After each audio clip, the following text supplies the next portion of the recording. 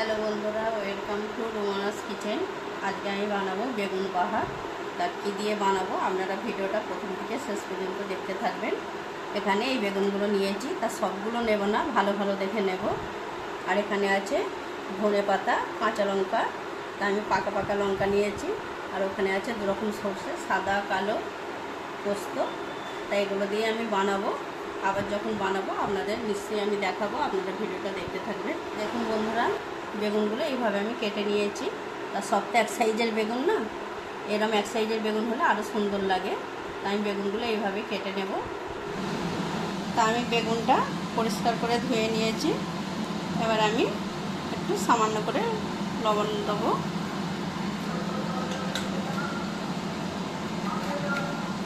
হলুদ গুঁড়ো দেবো,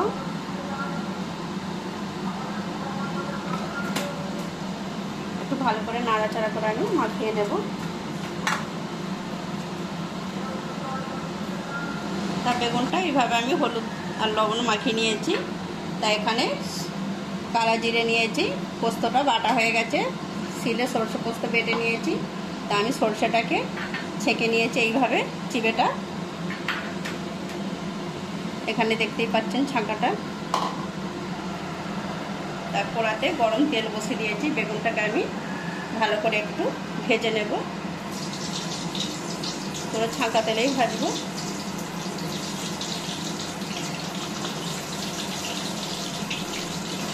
তা দেখুন বন্ধুরা, বেগুনগুলো আমি এইভাবে ভেজে নিয়েছি।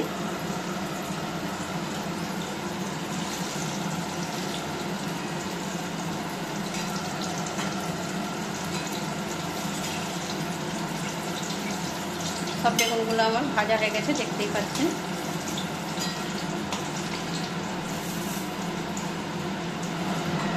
আমি এবার গ্যাসে ননস্টিকের কড়া বসিয়ে দিয়েছি, গ্যাসটা কম করে দিয়েছি। এবার আমি কালো জিরে দেবো,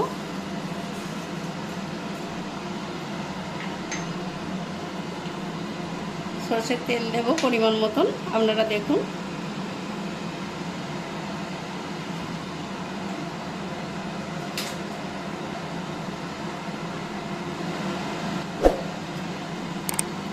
তা দেখুন, তেলটা একটু ভালো করে গরম করতে দিতে হবে, কেন কাঁচা তেলের গন্ধ ছাড়বে।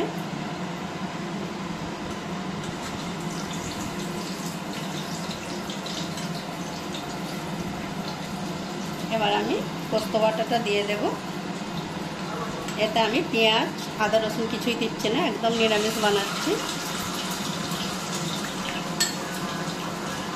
পোস্ত বাটাটা আমি ভেজে নেব, একটু দিয়ে দেব।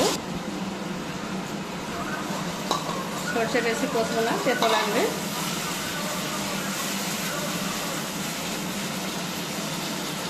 তা আমি হলুদ গুঁড়ো একদম হালকা দেব, অল্প করে, দেখতেই পাচ্ছেন।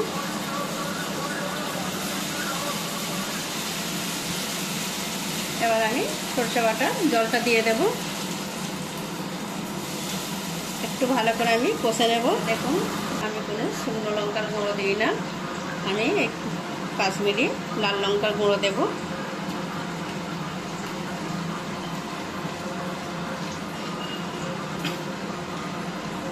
তার বেগুনে তো লবণ দেওয়াই আছে, তবু দিতে হবে, স্বাদ মতন দেবো।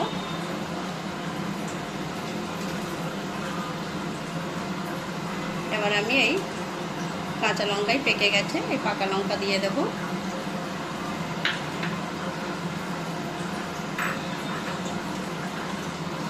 এর মধ্যে আমি অল্প পরিমাণে জল দেবো, বেশি দেবো না।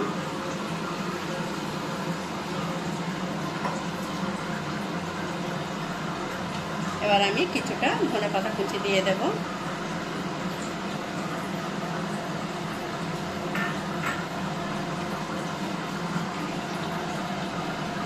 বেগুনগুলো আমি তুলে দেব মশলার সাথে।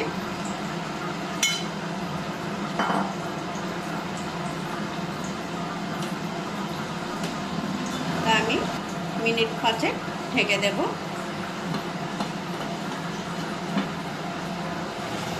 দেখুন বন্ধুরা, বেগুন বাহারটা আমার বানানো হয়ে গেছে। আমার রেসিপিটা যদি আপনাদের ভালো লেগে থাকে, লাইক, শেয়ার, কমেন্ট করবেন। আমার চ্যানেলটিকে আপনারা একটু সাবস্ক্রাইব করবেন।